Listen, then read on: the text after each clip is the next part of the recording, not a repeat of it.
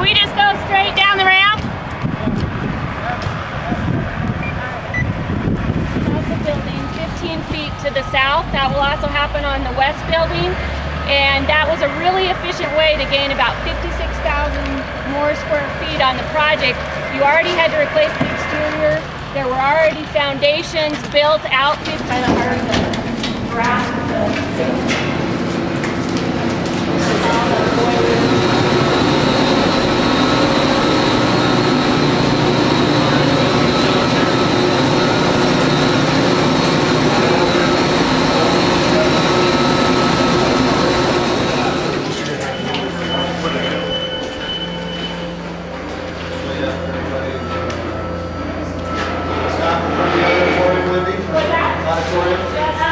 on the other side of this wall, that will be, as he mentioned, wide.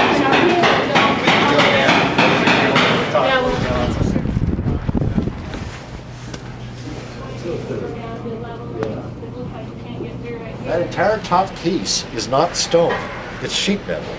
And it always was sheet metal. The old one that was on there had to be replaced. We put a new one on. And the reason it had to be replaced is quite a story. It was held on with 2x4s that had been set into the brick of the Capitol building, and literally baling wire was holding the sheet metal on. Over the years, of course, that had all worked loose, and we really have no idea how it was still on the building. It all came down. A new structural steel support system has been built behind it. The sheet metal was all replaced, and then it's all painted to match the stone. And it was actually quite a challenge to get the paint just right. And if you look at it, it's really pretty impressive. And that's a system now that will last another century before it needs any real attention. On top of the building, you can see the big skylight that's over the Senate chambers. Just to the left of that skylight, you can see the makings of a box. There's one there, and then there's another one closer to the dome. That's two of the skylights that are being replaced on top of the building. When the building was built, it had 17 skylights originally. So the whole upper portion of the building was flooded with natural light. And that kind of makes sense because it was built in 1888. There was no electricity. It needed daylight to light the place. Over the decades, all those skylights got filled in. We're going to be able to bring the building back to, I think the count is 13 of the 17 original skylights. And once again flood the building with daylight. The removal of the atrium that used to exist on this building, the view up Capitol Avenue. Wow, that's a hole. There's a reason we bring you to the basement first.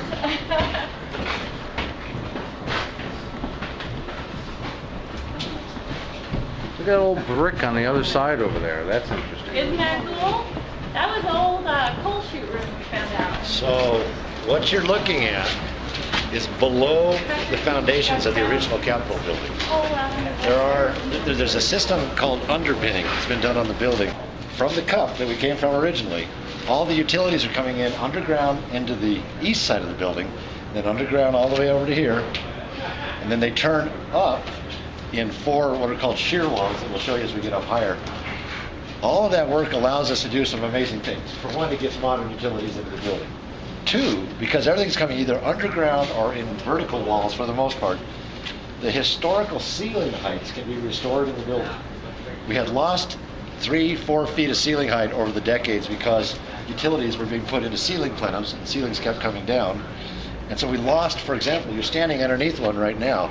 This archway that you're standing under was completely obscured and filled with pipes, wires, all kinds of things.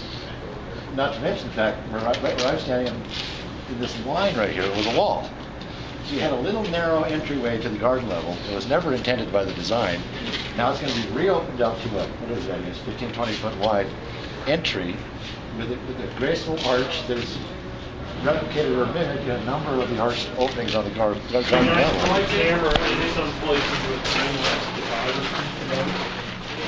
Alright, so you guys can all come around here so you can see through this arched opening. And those of you who had been in the Capitol and there were legislative committee rooms for meetings in what was called B63, you remember that area? That was actually this hallway. It had been furred in 2 feet on each side. As Mike mentioned, those lowered ceilings. And I always remember I'd give directions to people how to get to meetings over there, and I thought, how are they ever going to find their way? It's down all these little catacombs.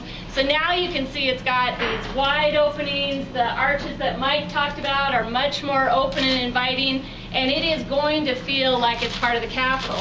And you may also recall there'd been the lift for ADA access down there and a narrow staircase. There will now, and you can all come look here, where the wall is into the tunnel now, that wall will go away. There'll be a grand staircase down into that 40-foot wide corridor with 2 lifts on each side, but they're called lulas, and they're actually, they'll look like an actual elevator, but they'll just take you down to that extension level. Then those 6 meeting rooms that Mike had mentioned will be at the bottom of these stairs. So it really is going to feel like you're still in the Capitol. Looks like there's a lot of vault doors down here. Okay, like one right behind you, yeah. Yeah, there's a number of vaults. This building is full of vaults. I don't know if we had that much gold in those days. I don't know what the deal was. I don't think so, because we've never been that rich a state. But many of the vaults are being preserved, and all these vault doors you see will be restored, repainted in their original style. As many as can be saved.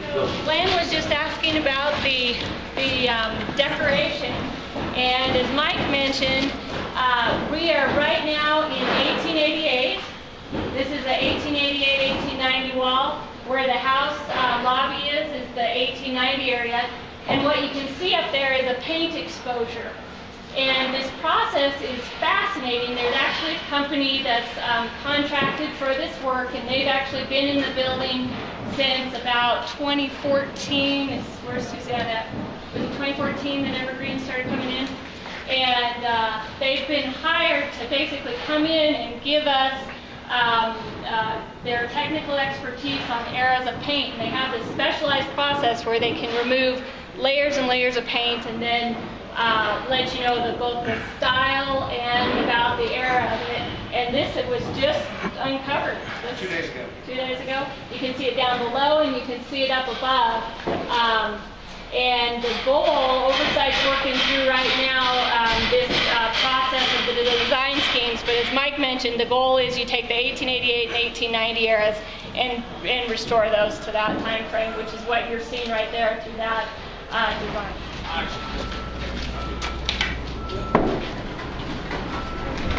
Get that hole you're looking at. Okay, old fireplace chimney. Really? Original building. Each of these, you'll see these in the old building, these angled corners. They were actually working fireplaces for many years. And then they're sealed off. They had stuff in them. Now they're being opened up. They're going to become chases for utilities to go vertical. Yeah. Well, too bad you can't put the fireplace It back. would be great to put the fireplace back. I have a little issue with the fire code. Yeah, a little bit. Well, you also can't smoke cigars in here anymore, you know. Oh, that's what I was looking for. Cool room. Best room in the house.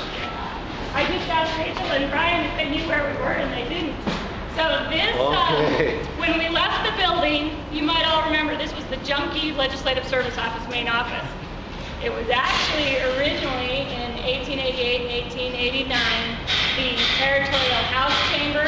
It went on to become the Supreme Court Chamber in 1890 when the 1890 wings were added and we had achieved statehood. This room is also in 1889 where the Constitutional Convention was held. And so the significance of this room where women's suffrage was debated and signed into the Wyoming Constitution, the first government in the world to grant women's suffrage, and it occurred in this room. In its 2-story configuration. Rachel's right in front of one of the coolest things of all, but there's more of it up high, you can see. This is where the paint was revealed in the 1890 trompe l'oeil style. Trompe l'oeil is a French phrase that means fool the eye. It's going to be, we're going to repeat this paint and restore this room to how it looked then, and what all those gold, that gold on there will look like it's real. It's painted in a way that it appears to be 3-dimensional. Fool the eye. Think about these 2-story windows now. When we were outside, I told you they were behind the white facade.